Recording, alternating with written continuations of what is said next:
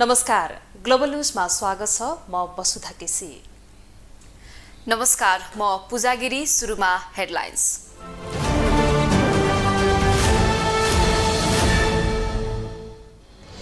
संसदबाट पारित नागरिकता सम्बन्धी विधेयक शीतल निवासमा अड्कियो। राष्ट्रपति भण्डारी गम्भीर छलफलमा।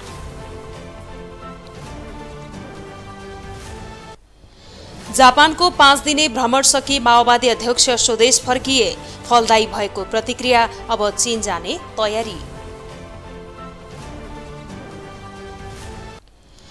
चरम राजनीतिले उठ्न सकेन काठमाडौँको फोहोर। चोक गल्लीमा थुप्रिएको फोहोरप्रति बेखबर ठूला दलका नेता।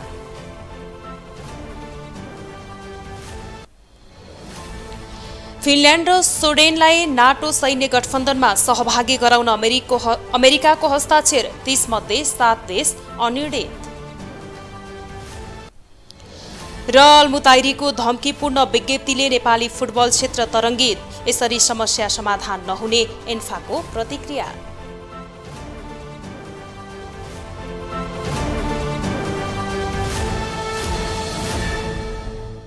नेकपा एमालेका नेता डाक्टर भीम रावलले सरकार कानूनलाई व्यवस्था गरेर देशप्रति बेइमानी गर्न लागि परेको बताउनु भएको छ।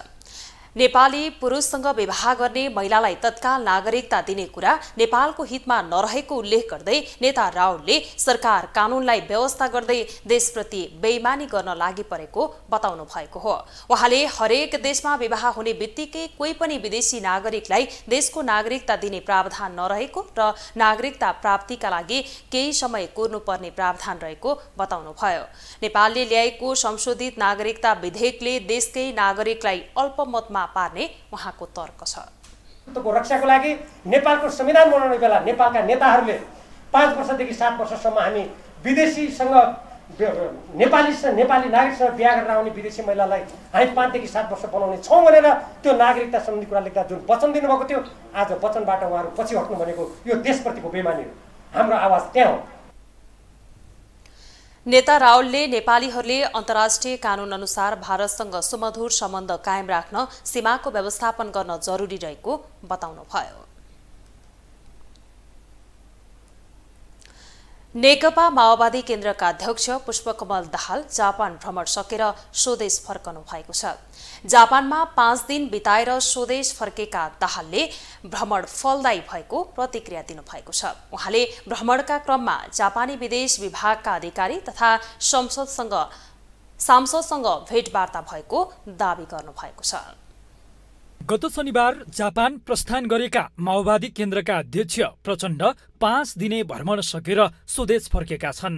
बुधबार स्वदेश फर्किने क्रममा त्रिभुवन अन्तर्राष्ट्रिय विमानस्थलमा पत्रकारसँग दाहालले जापान भ्रमण फलदायी भएको बताए। नेपाली जनसम्पर्क समितिको निम्तो मान्न जापान पुगेका प्रचण्डले त्यहाँ रहँदा विभिन्न कार्यक्रममा सहभागी भएको बताए। प्रचण्डले जापानमा रहेका नेपाली, जापानी विदेश विभागका अधिकारी र सांसदसँग भेट भएको जानकारी दिए। जापानमा भएका नेपालीहरू आफ्नो भ्रमणबाट धेरै खुसी भएको प्रचण्डको दावी छ। जापानको संसद भवनको भ्रमण गरेको उल्लेख गर्दै प्रचण्डले त्यस क्रममा आफूलाई एकजना सांसदले स्वागत गरेको बताए। पार्लियामेन्टको एकजना चाहिँ सांसद उहाँले मलाई पार्लियामेन्ट भवनमा स्वागत गर्नुभयो र त्यहाँको पार्लियामेन्ट कस्तो छ, कसरी चल्छ भन्ने बारेमा ब्रिफिङ गर्नुभयो। सायद उहाँ आज भोलि मन्त्री हुँदै हुनुहुन्छ भनेर नि उहाँले भन्नुहुन्थ्यो, मन्त्रीको सम्भावना छ मेरो भनेर चल्दा पूर्जा उहाँले स्वागत गर्नुभयो र पार्लियामेन्ट चाहिँ भवनमा हामीले अवलोकन पनि गर्यौं। प्रचण्डले जापानको लिबरल डेमोक्रेटिक पार्टीका पूर्व महासचिवसँग पनि भेटेको बताएका छन्। जापानी अधिकारीहरूसँग आफूले फोहोर व्यवस्थापनमा सहयोग मागेको प्रचण्डको भनाइ छ। फोहोर व्यवस्थापनमा विश्वमै अग्रणी रहेको जापानसँग नेपाललाई तत्काल सहयोग गर्न आग्रह गरेको उनले बताए। फोहोर व्यवस्थापनमा सायद संसारकै अग्रणी रहेछ जापान। कहीँ कतै फोहोर भन्ने नदेखिने बनाएर त्यो सबै व्यवस्थापन गरेर। त्यसकारण फोहोर व्यवस्थापनमा हामीलाई तत्काल सहयोग चाहियो भन्ने कुरा पनि हामीले गर्यौं। टनेल त अब अहिले नागढुङ्गामा जापानकै सहयोगमा टनेल बन्दैछ। अब धेरै टनेलतिर हामी जान्छौँ, त्यसमा पनि जापानको चाहिँ विकास र प्रगति, जापानको टेक्नोलोजी हामीलाई चाहिन्छ, त्यहाँ लगानी पनि जापानको बढी होस् भनेर पनि कुरा गरियो। प्रचण्डले फलदायी भएको बताए पनि उनको जापान भ्रमण विवाद रहित हुन सकेन। भ्रमणका क्रममा नेपालमा कहिल्यै नआएका जापानका पूर्व प्रधानमन्त्री सिन्जो आबेसँग नेपालमै भेट भएको बताएपछि प्रचण्डको आलोचना भएको थियो। प्रचण्ड पछिल्लो समय विदेश भ्रमणमा सक्रिय बनेका छन्। गत असारमा भारत पुगेका उनी जापान भ्रमणबाट फर्किएसँगै चीन भ्रमणको तयारीमा जुटेका छन्। ग्लोबल टेलिभिजनका लागि क्यामेरामा विजय ठकुराठीका साथमा कैलाश कठायत, काठमाडौँ। नेकपा माओवादी केन्द्रका नेता देव गुरुङले नेपाल सामु सैन्य युद्ध आतंकको खतरा रहेको बताउनु भएको छ। काठमाडौँमा आज आयोजित कार्यक्रममा नेता गुरुङले विश्व साम्राज्यवादले अहिले नेपाल सहित पूर्वी मुलुकमा इन्डो पेसिफिकको सम्झौता अघि सारेर सैन्य युद्ध मचाउन लागेको बताउनुभयो। नेता गुरुङले पश्चिमा नाटोलाई अघि बढाएर युक्रेनमा युद्ध मचाइरहेको भन्दै नेपाललाई सैन्य अड्डा वा द्वन्द्व स्थल बनाउने खतरा रहेको दावी गर्नुभयो। उहाँले देशलाई सैन्य क्रीडा स्थल बनाउने प्रक्रियाबाट जाँदा नेपाल कुनै दिन अफगानिस्तान र दोस्रो युक्रेनमा परिणत हुन सक्ने चेतावनी दिनुभयो। गयो भने नेपाल कुनै दिन चाहिँ अफगानिस्तान हुन सक्छ, युक्रेन दोहोरिन सक्ने खतरा टटका रूपमा देखा परेको छ। त्यस कारणले गर्दाखेरि राष्ट्रियताको मुद्दाको सन्दर्भमा हेर्दाखेरि टटकारो रूपमा हाम्रो अगाडि युद्ध आतंकको खतरा छ, सैन्य गतिविधिको खतरा छ, सैन्य युद्धको खतरा छ, हतियारको होडबाजी, सैन्य अखडा बनाउने, बेस एरिया बनाउने, युद्ध मचाउने खालको खतरा टटकारो रूपमा पैदा भएको छ। नेता गुरुङले नेपालको इतिहासमा सुगौली सन्धिदेखि नै नेपालको राष्ट्रिय स्वाधीनता कुण्ठित हुँदै आएको तर्क गर्नुभयो। उहाँले नेपालमा खुला सीमानाका कारण जनसाङ्ख्यिक अतिक्रमण, अवैध प्रकारका सामग्रीको ओसार प्रसारको वृद्धि र राजस्व छली भइरहेको बताउनुभयो। यस्ता घटनाको गम्भीर असर देशको अर्थतन्त्रमा परिरहेको उहाँले बताउनुभयो।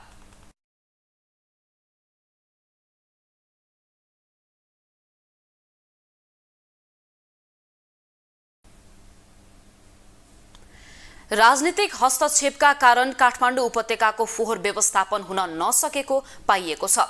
शहरी विकास मन्त्री मेटमणि चौधरीले फोहोर व्यवस्थापनका लागि प्रभावकारी कार्ययोजना हुँदाहुँदै पनि केही राजनीतिक दलको हस्तक्षेपका कारण उपत्यकाको फोहोर व्यवस्थापन हुन नसकेको दावी गर्नुभएको छ। काठमाडौँ उपत्यकाको फोहोर व्यवस्थापनमा महानगरले कार्ययोजना अनुसार काम गर्न नसक्नुमा राजनीतिक हस्तक्षेप भएको देखिएको छ। उपत्यकाको फोहोर विसर्जन हुँदै आएको बन्चरे डाँडाको सडक निर्माणको कार्य भइरहेकाले फोहोर व्यवस्थापन समय समयमा रोकिँदै आएको थियो। काठमाडौँ महानगरपालिकाले समेत फोहोर लैजाने स्थानमा जाने बाटोमा समस्या आएकाले फोहोर व्यवस्थापनमा समस्या भएको दावी गरेको थियो। फोहोर लाने भनेको त महानगरको जिम्मेवारी नै हो क्या, तर चाहिँ त्यो फोहोर लानुको लागि चाहिँ सहयोगको रूपमा चाहिँ महानगरवासी नै हो। दुवैजनाको सहकार्यमा काम हुने भएको कारणले गर्दाखेरि कृपया चाहिँ फोहोरलाई चाहिँ वर्गीकृत नै गरिदिनु भनेर हामीले अनुरोध गरेका छौँ। र त्यसो गर्दै पनि मैले भन्न खोजेको कि फेरि मिसावट गर्दा हुन्छ भन्न खोजे होइन, नगरिदिनुहोस् नै भन्छु र चाहिँ फोहोर हामी उठाउँछौँ। काठमाडौँ महानगरपालिकाले अहिले सडक समस्याका कारण फोहोर व्यवस्थापनमा समस्या आएको बताए पनि यसअघि समेत फोहोर व्यवस्थापनमा विभिन्न वाहनामा समस्या आउने गरेको थियो। कुनै समयका सामाजिक अभियन्ता अहिले राप्रपा रहेका ज्ञानेन्द्र शाही भने युवा पुस्तालाई असफल बनाउन फोहोर व्यवस्थापनमा समस्या सिर्जना गरिएको आरोप लगाएका छन्। अब मुख्य कुरा चाहिँ तपाईँले भनेको कुरा सही हो। यो फोहोरको समस्या त काठमाडौँ महानगरपालिकाको मात्रै त होइन, काठमाडौँ महानगरपालिका भन्दा अन्य महानगरपालिकाको पनि समस्या हो। सबै राजनीतिक दल, यहाँका भएका व्यक्ति सबैको समस्या हो। यसको समस्याको हल पत्ता लगाएर, समस्याको कारण पत्ता लगाएर यसलाई हल गर्नु पर्थ्यो हामीले। अन्य दलहरू चाहिँ चुप लाएर बसेको अवस्था, अनि चाहिँ सिर्फ मेयरको मात्रै टाउको हो कि क्या भने जसरी जुन किसिमको बाहिर प्रवृत्ति गरियो, त्यो प्रवृत्ति अर्थात् एक हिसाबले युवाहरूलाई कसरी असफल बनाउने भन्ने किसिमको जुन षड्यन्त्र गरिएको छ, त्यो षड्यन्त्र चाहिँ वास्तवमा राम्रो होइन। तर अब मेयर साहबले पनि बुझ्ने बेला आएको छ। यता फोहोर व्यवस्थापनमा भूमिका रहेका शहरी विकास मन्त्रालयको नेतृत्व गरिरहेका मन्त्री मेटमणि चौधरीले समेत राजनीतिक हस्तक्षेपले फोहोर व्यवस्थापनमा समस्या थपिएको स्वीकार गरेका छन्। चौधरी आफैले पनि फोहोर व्यवस्थापनमा सीमित समूहको सिन्डिकेट रहेका कारण समस्या सुरु भएको स्वीकार्छन्। फोहोर मैला व्यवस्थापन गर्न नदिने एउटा समूह छ, उनीहरूको सिन्डिकेट छ। जति धेरै फोहोर मैला अव्यवस्थित हुन्छ उति धेरै उनीहरूको कमाइ हुन्छ, उनीहरूको भाउ बढ्छ। त्यो कारणले त्यो सिन्डिकेटभन्दा माथि हामी उठेर जान सक्नुपर्छ। त्यसैले व्यवस्थापन गर्न सक्ने क्षमता भन्दा पनि व्यवस्थापन गर्न नचाहने को कारणले यसको व्यवस्थापन हुन सकेन। म यसको आइडेन्टिफाई गर्दैछु र त्यसलाई क्रस गरेर हामी अगाडि बढ्छौँ। फोहोर व्यवस्थापनको काम काठमाडौँ महानगरको मात्रै नभई सङ्घ र प्रदेश सरकारको पनि सरकारको विषय हो। तर सरकारवालाहरू भने एक अर्कालाई दोष देखाइरहेका छन्। ग्लोबल टेलिभिजनका लागि क्यामेरामा गणेश पूर्वछाने मगरका साथमा सुनिता बास्कोटा।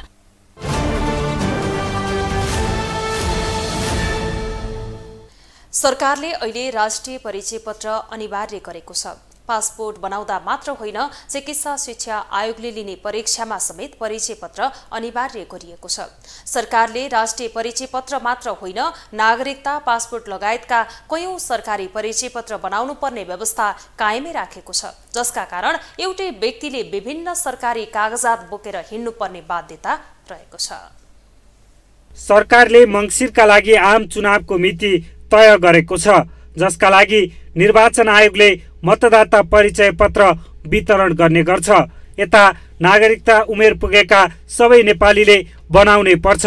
राहदानी बनाउनका लागि मात्र होइन, बैंक खाता खोल्नदेखि अन्य सरकारी सबै कामका लागि नागरिकता अनिवार्य गरिएको छ।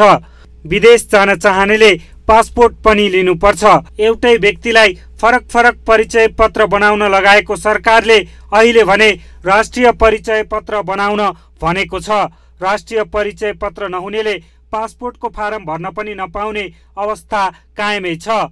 चिकित्सा शिक्षा आयोगले लिने परीक्षामा समावेश हुन पनि अहिले परिचय पत्र हुनुपर्ने व्यवस्था अनिवार्य गरिएको छ। नागरिकताका आधारमा व्यक्ति पहिचान गर्न असहज भएको कारण देखाउँदै सरकारले राष्ट्रिय परिचय पत्रको अवधारणा अघि सारेको हो। राष्ट्रिय परिचय पत्र नम्बर अथवा कार्ड नभइकन अहिले राहदानी बन्दैन। अहिलेको सन्दर्भमा विद्युतीय राहदानीसँग हाम्रो यो आबद्धता छ। किन गरिएको छ भने अन्तर्राष्ट्रिय जगतमा राहदानी निर्माण गर्ने अथवा राहदानी जारी गर्दा डबल भेरिफिकेसन सिस्टम हुँदो रहेछ। एउटा भेरिफिकेसन नागरिकता थ्रु हुन्छ, अर्को भेरिफिकेसन राष्ट्रिय परिचय पत्रको थ्रु हुन्छ, जहाँ बायोमेट्रिक भेरिफिकेसन हुन्छ।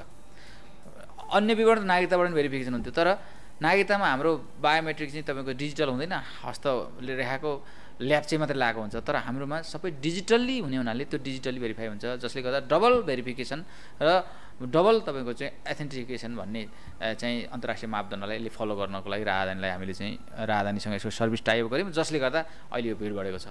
राष्ट्रिय परिचय पत्रमा व्यक्तिको फोटो बाहेक 10 वटै औँलाको औँठा छाप, 2 आँखाको आइरिस लगायतको व्यक्तिको जैविक विवरणका साथै विद्युतीय हस्ताक्षरको रूपमा ई सिग्नेचर समेत राख्ने गरिएको छ। एउटै डिजिटल कार्डमा नागरिकका सबै खाले विवरण समावेश गरिने भएकाले नागरिकता लाइसेन्स, फोटोसहितको मतदाता परिचय पत्र र जग्गाधनी पूर्जा जस्ता सामग्री बोकेर हिँड्ने झन्झट नहुने दावी गरिएको छ। अब भोलि चाहिँ यो लाइसेन्ससँग, करसँग, अपराध अनुसन्धानसँग लगायत विभिन्न चाहिँ तपाईँको बैंकसँग यो जोडिन्छ। त्यो जोडिएको बेला मात्रै जनताले के थाहा पाउँछन् भने ए यो त राष्ट्रिय परिचय पत्र बनाएर हामीले चाहिँ राम्रो गरेछौँ भन्ने त्यसको आउटपुट देखिने बेला चाहिँ आउँछ। अहिले भर्खर हेर्दा चाहिँ मैले पनि र तपाईँले पनि सर हेर्दा ए मान्छे भिडलाई यस्तो भिड भइरहेछ, यो मान्छेले सेवा पाएको छैन भन्ने जस्तो चाहिँ कता कता देखिएको छ। तर त्यो होइन, हामीले म्यानेज पनि गरेका छौँ र यसको दूरगामी बहुउपयोगी भएको हुनाले चाहिँ यो चाहिँ अब यसको अपरिहार्यता रहेको छ। राज्यले पनि यसलाई चाहिँ उच्च प्राथमिकता दिएर रूपान्तरणकारी आयोजनाको रूपमा अगाडि बढाइरहेको छ। राष्ट्रिय परिचय पत्रमा व्यक्तिको जन्मदेखि मृत्युसम्म दर्ता हुने व्यक्तिगत घटनाको विवरण पनि समावेश हुन्छ। एकजना व्यक्तिलाई उपलब्ध गराएको राष्ट्रिय परिचय पत्र नम्बर कहिल्यै नदोहोरिने दावी गरिएको छ। ग्लोबल टेलिभिजनका लागि क्यामेरामा गणेश पूर्वछाने मगरका साथमा अभिषेक सापकोटा, काठमाडौँ। अब पालो ग्लोबल भोइसको।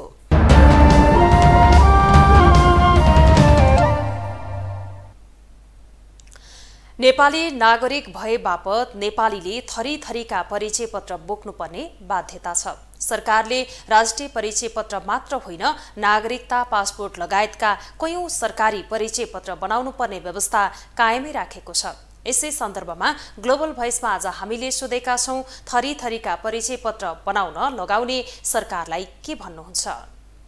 राम्रो हो यो भएपछि सबै सेन्ट्रलाइज हुन्छ के, एउटै चिजबाट सबै काम हुन्छ नि त। राष्ट्रिय परिचय पत्र बनाइसकेपछि नागरिकता छुट्टै गर्नु परेन, अब भोटर कार्ड छुट्टै बनाउनु परेन हैन। त्यो हिसाबले चाहिँ अब पुरानो मान्छेहरूको लागि नयाँ राष्ट्रिय परिचय पत्र बनाउनु चाहिँ अलि समस्या होला, तर नयाँ पिढीहरूको लागि चाहिँ सबै एकै ठाउँमा भयो नि त। त्यो भएपछि खर्च पनि कम हुन्छ। हरेक चिजको एउटै ठाउँमा ल्याउनको लागि एउटा इन्फर्मेसन नागरिकता मात्रले चाहिँ फेरि पासपोर्ट अलग हुने भयो। त्यस्तै तपाईँको चाहिँ अरू कुनै आइडेन्टिफिकेसनहरू अब त्यो सबैको लागि चाहिने हुनसक्छ कि चाहिन्छ। एउटै कार्डबाट त्यो मान्छे को हो भन्ने कुरा थाहा पाउन सजिलो हुन्छ। त्यसले गर्दाखेरि त्यो जरुरी छ। यो अन्तर्राष्ट्रिय स्तरमा हुनुपर्ने चिज हो होइन। अब भनौँ न कस्तो भने त्यो परिचय पत्रमा तपाईँ चाहिँ क्रिमिनल हो कि होइन त्यसैमा लेखिएको हुन्छ है। अब त्यसमा तपाईँको चाहिँ उसले कति ठाउँ उसको बसाइ कहाँ हो भन्ने कुरा त्यहीँ लेखेको हुन्छ। त्यहाँ तपाईँको चाहिँ अब मतदाता कार्ड पनि त्यहीँ लेखेको हुन्छ भन्दाखेरि एउटै कार्ड प्रयास हो होइन। अब एउटै कारणले हुने चिज भएको हुनाले त्यो मेरो लागि चाहिँ राम्रो लाग्यो, ठिक लागेको छ। त्यो हुनुपर्छ, सबैले लिनुपर्छ भन्ने लाग्यो। धेरै पहिले हुनुपर्ने ढिलो भयो। राष्ट्रिय परिचय पत्रको बारेमा चाहिँ मैले बुझेअनुसार अब अहिले वास्तवमा यो नेपालमा अहिले लागू गरिहाल्ने बेला जस्तो लागेको छैन मलाई। गर्दा पनि सहज ढङ्गले भएको छैन होइन। हरेक टेलिभिजनबाट हामीले चाहिँ सुनिराखेका छौँ, सहज तरिका भएको छैन। लिँदा पनि पैसा लिने, घुस लिने तरिकाले गरेका छन्। यसमा सहज रूपमा गरिदियो भने ठिकै छ। त्यो पनि लगभग हाम्रो नेपालमा चाहिने कुरै हो होइन। तर यो घुस खाने अनि अटेरी गर्ने, जसले पैसा दिन्छ त्यसले बनाइदिने त्यस्तो चाहिँ भइदियो भने झन् विकृति हुन्छ होइन। त्यो राष्ट्रिय परिचय पत्र किन चाहिएको मलाई त्यो अचम्म लाग्यो क्या। किन त्यो चाहिएको हो होइन। यो कमिसनको चक्कर हुन्छ नेपालमा त होइन। त्यसैको चक्कर हो कि भन्ठान्छ क्या धेरै जसोले, त्यो हो कि भन्ठान्छु म चाहिँ। त्यसको आवश्यकता थियो। नागरिकता छँदैछ नि, नागरिकताबाट काम चलिरहेको थियो। फेरि अब राष्ट्रिय परिचय पत्र भन्छ, बनाउन त्यतिकै झन्झट छ हेर्नुहोस् होइन। यो अनलाइन भरेर जाने भनेर भन्छ, अनलाइन भरेर गयो त्यो अन्यल छ क्या त्यो। अब त्यसकारण त्यति आवश्यक त हो जस्तो लाग्दैन। यो देशको पैसा बाहिर जाने कुरा मात्रै हो, किनभने अब सबै कुरा तपाईँको मसीदेखि लिएर कागज सबै बाहिरबाट ल्याउनु पर्छ होइन। अहिले विद्यालय शिक्षाको सञ्चालन प्रक्रिया स्थानीय सरकारको क्षेत्राधिकारभित्र छ। तर स्थानीय सरकारले दिएको निर्देशन मान्न भने पर्साको वीरगञ्ज महानगरपालिकाभित्र रहेका अधिकांश संस्थागत तथा सामुदायिक विद्यालयहरूले अटेर गरेका छन्। वीरगञ्जका संस्थागत तथा सामुदायिक विद्यालयहरूले एकीकृत शैक्षिक व्यवस्थापन तथा सूचना प्रणाली IEMIS अद्यावधि गर्न अटेर गरेका छन्। स्थानीय तहले आफ्नो क्षेत्राधिकारभित्र रहेर पटक पटक ताकेता गर्दा समेत वीरगञ्जमा सञ्चालित 13 वटा सामुदायिक विद्यालयले इमिसमा तथ्याङ्क प्रविष्टि गर्न अटेर गरेका हुन्। गत वर्ष करिब 100 वटा संस्थागत विद्यालयले इमिसमा तथ्याङ्क प्रविष्टि गरेकोमा यो वर्ष भने हालसम्म 39 वटा मात्रै यो प्रणालीमा आएको महानगरले जनाएको छ। इमिस प्रविष्ट नगरेमा विद्यालयलाई महानगरले कालो सूचीमा राख्दै महानगरबाट उपलब्ध हुने सेवाबाट वञ्चित गराउने चेतावनी दिएको छ। IEMIS को अपडेट नगरेको हकमा चाहिँ हामीले हिजो नै एउटा के अरे कालो सूचीमा रहेको भनेर घोषणा गरेर चाहिँ प्रकाशन गरिसकेका छौँ होइन।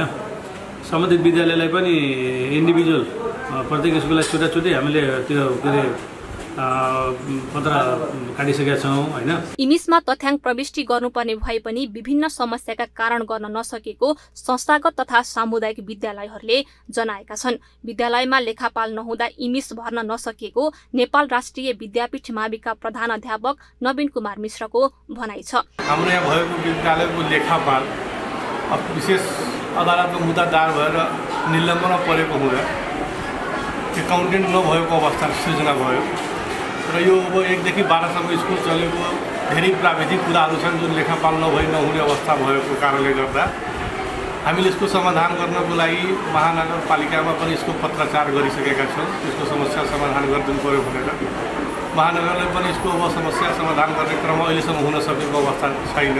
यस्तै त्रिजुद्ध माविका प्रधानाध्यापक हरेन्द्र प्रसाद कुर्मी भने आफ्नो कमजोरी स्वीकार्दै अब चाँडै इमिस प्रविष्ट गर्न महानगरमा बुझाउने बताए। तर कुनै पनि काम हुन्छ भने त्यो जिम्मेवारी प्रहको नै हो, निसन्देह हो। तर प्रहले एक्लै सबै काम भ्याउँदैन। उसको पनि थुप्रै हङ्गाहरू हुन्छ, थुप्रै अङ्गहरू हुन्छ। अनि जिम्मेवारी दिनुपर्छ, तपाईँ यो काम गर्नुहोस्, तपाईँ यो काम गर्नुहोस्, सबैलाई जिम्मेवारी बाँडफाँड गरिएको हुन्छ।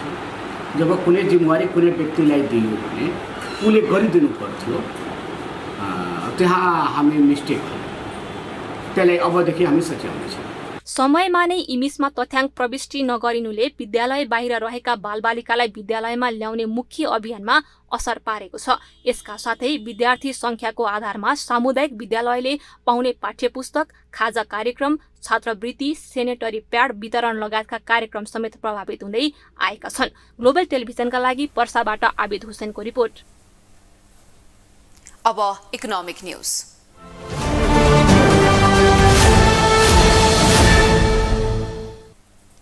शेयर बजार परिसूचक नेप्से आज पनि घटेको छ।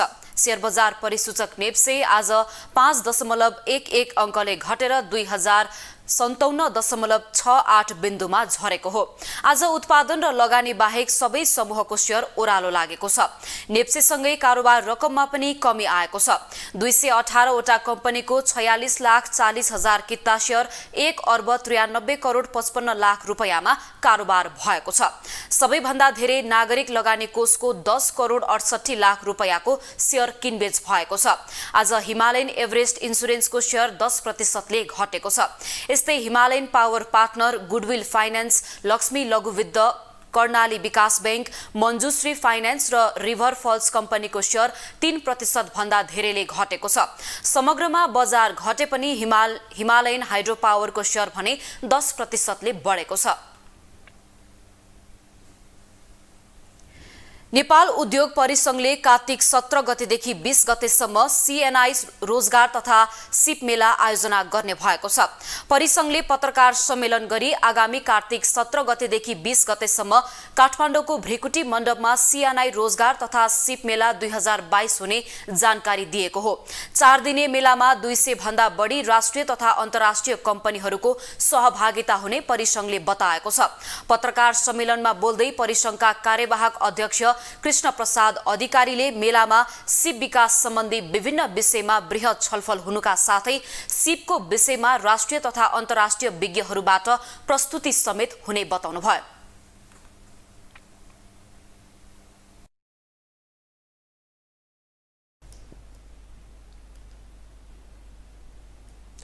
अब इन्टरनेशनल न्यूज।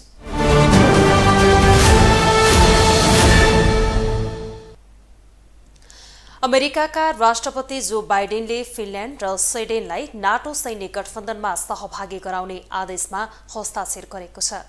सिनेटबाट अनुमोदन भएको एक हप्तापछि राष्ट्रपति जो बाइडेनले पनि फिनल्यान्ड र स्विडेनलाई नाटो सैन्य गठबन्धनमा सहभागी गराउने आदेशमा हस्ताक्षर गरेका हुन्। राष्ट्रपति साथै बाइडेनले गठबन्धनका अन्य देशहरूलाई पनि यथाशक्य छिटो सो प्रक्रिया टुङ्ग्याउन आग्रह गरेका छन्। हस्ताक्षरसँगै फिनल्यान्ड र स्विडेनलाई नाटोमा सहभागी गराउन अनुमति दिने अमेरिका गठबन्धनको 22औं देश बनेको छ।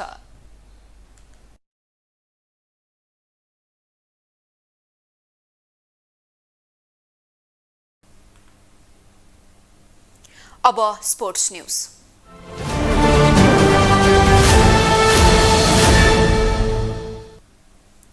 नेपाली राष्ट्रिय फुटबल टोलीका मुख्य प्रशिक्षक अब्दुल्लाह अल्मुताइरीले अखिल नेपाल फुटबल संघ एन्फासँगको सम्झौताबारे धम्कीपूर्ण विज्ञप्ति जारी गरेका छन्।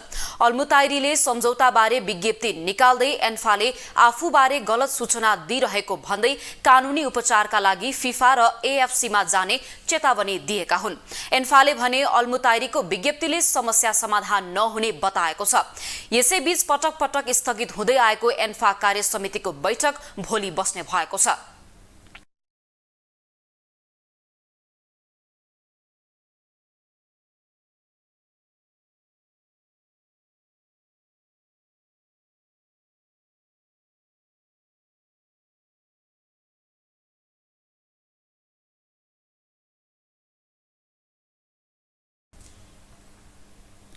ग्लोबल न्यूजको अन्त्यमा हेडलाइन्स पुनः एकपटक।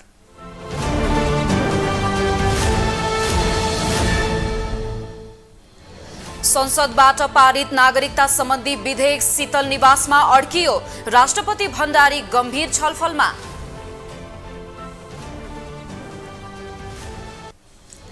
जापानको 5 दिने भ्रमण सकी माओवादी अध्यक्ष स्वदेश फर्किए। फलदायी भएको प्रतिक्रिया, अब चीन जाने तयारी। चरम राजनीतिले उठ्न सकेन काठमाडौँको फोहोर। चोक र गल्लीमा थुप्रिएको फोहोर प्रति बेखबर ठूला दलका नेता। फिनल्यान्ड र स्विडेनलाई नाटो सैन्य गठबन्धनमा सहभागी गराउन अमेरिकाको हस्ताक्षर। 30 मध्ये 7 देश अनिर्णित। र अल्मुताइरीको धम्कीपूर्ण विज्ञप्तिले नेपाली फुटबल क्षेत्र तरङ्गित। यसरी समस्या समाधान नहुने एन्फाको प्रतिक्रिया।